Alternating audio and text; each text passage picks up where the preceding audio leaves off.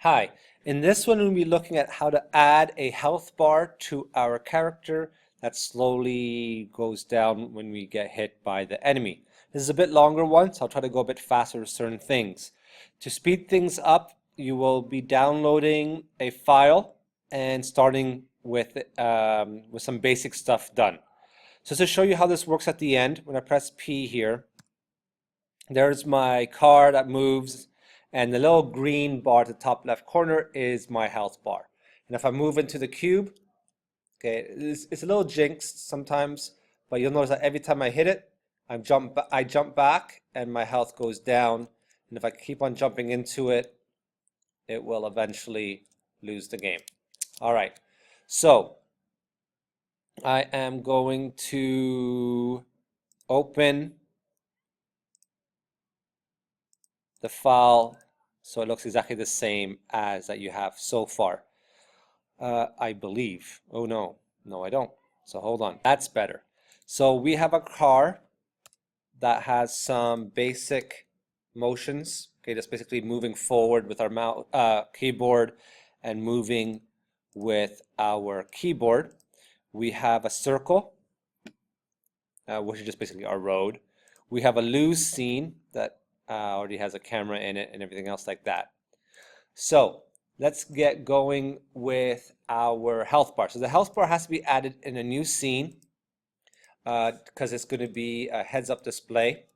So I'm going to call it HUD. Obviously with your game, you'll already have one. We need to add a camera. Then Alt-R like always to make it look straight down and move it up a little bit. And over here on the right side, make sure you go to your camera and do ortho so it looks 2D. Now if I go to view camera, there is how my, sorry, I was interrupted. This is how my HUD will look. So I'm going to do Shift A and add a plane. And I'm going to go S to scale along the Y axis to make it thinner. Of course, you can do it any way you want. Ooh, let's get that right. Press G, or I'm just going to move it with my arrow tools to make sure it's still in the same location. Top left corner looks great. I'm going to add a material. I'll do new, and I'm just going to make it some kind of green. It's really whatever you want. And I'm going to click on shadeless. Shadeless is just, it'll appear a little bit nicer as you go. All right, so now we're going to go back to our game scene here. And we have to add the HUD to our camera. So I'm going to go and select my camera. So I clicked on camera here. As you can see now, my camera selected. And now I'm going to add a sensor. And you should know how to do this from last time. So always sensor. I'm going to add a scene. That is going to be an overlay scene. And it's going to be my HUD. And I connect them two together. And I press, notice I'm already in Blender game, by the way. If I press P, there it is. Okay, and I can move my guy around, but the health bar obviously doesn't move at this case. All right, so now we are going to add a bad guy. So I'm just going to go to my right view here, press 5 to look on the side, and move my 3D cursor to the side a bit and a little bit up. And go to my top view. So there it's going to be added right there. It's perfect. So I add my cube. I'm just going to make sure it makes sense for where the cube is. It looks, yep, looks fine to me. All right. With my cube, I have to give it a physics collision box because we want it to collide. And since it is already a box, that is fine. However, we also have to give this a property because we need the box to be able to, or the bad guy, I guess, to talk with the car. So I'm going to add a property. And in this case, I'm just going to call it bad. Name it whatever you want, as long as you memorize what it says. So I'm going to press N again to get rid of that. I will now select my car, and I have to detect the collision. So I'm going to go to collisions. I'm going to add a sensor, and I'm going to go to, whoops, collisions. And in this case, because I'm colliding, I gave it a property, not a material. I'm going to collide with bad, remember, because that was the property we did. And what we want to do is every time it hits it, we want to send a message to our HUD. So to send a message, remember, it's going to create a message. And in this case, we want to call it ouch. It doesn't really matter what you call it. Okay, and that is all we need to add for that. So we'll connect it together. However, we also, when it hits it, we only want it to the health bar to go down a little bit once, and we want the car to kind of jump back after it's being hit. So I'm going to click on this tab here. Tap, I mean. So every time it taps it, okay, not every time where it's just touching, so like you'll die in no seconds. Of course, you can have it that way if you want. And I'm going to add a motion here that makes the car jump backwards. So my character motion, remember it's a character, is the location is going to be like, let's say -6, so -3 on the Y location. Remember, this is Y positive, Y negative. And so then now, hopefully this will work. If I hit it, there it goes. Okay. Now you notice that the first few times, hold on, let me pause this. Lots of interruptions going on. Okay. Anyways, so that will make you jump back.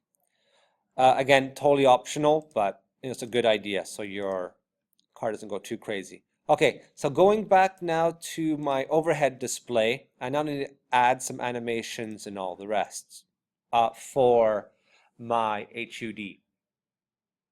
So we are going to add a game property, and we're going to call it life, okay, because we need a variable in there.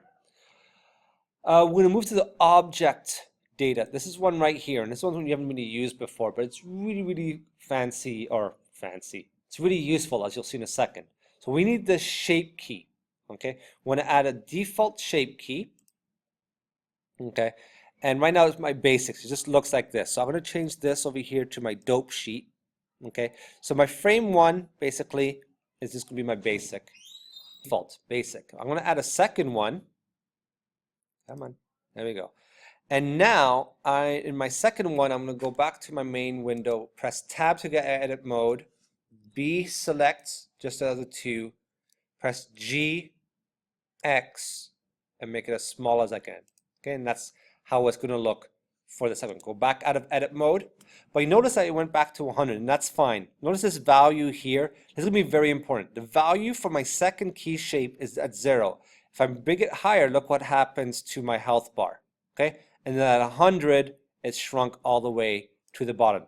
This is really going to help us to animate what we need. Okay, so we have our dope sheet open. We are going to go to my value here. And remember how we did animation? We used the letter I to add keyframes. So if I have my mouse in the value, notice I have my mouse in the value, and I press I, notice that the keyframes have been added to frame 1. All right, but I actually need them to be on frame 0. So I'm going to press G to move and move it back 1, basically. So now it should look like it's on, I just want to make sure it looks like it's right on frame 0. Perfect. All right, now, and actually I put this on the wrong place. Look, I did it on key 1. That's the wrong place. So Apple Z, all of this stuff. I want to be on basics. I wonder if I can just start this off on frame 0. So frame 0, basics, and I've made a mistake. Okay, my bad. It is on key 1. So on key 1, on frame 0, I want the value to be 0, and I press I, and it's added the keyframes. Okay, I want this to happen over 100 frames. So I just made it smaller. I'm going to bring this over to 100. Okay, not 101. Let's go here. 100. Okay, and this time I want the value to be at 1.00, and I press I, and it's added the keyframes. Now notice here, okay, they go back and forth. But I also remember in the last one, we wanted to make it look smooth. We don't want the health bar to go down kind of funny.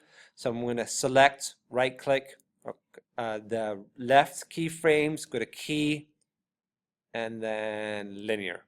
And so now it will be nice and smooth. So now we have to add actions. We want that message that when it says ouch to reduce our value of our health bar by 10. So basically you have 10 health points.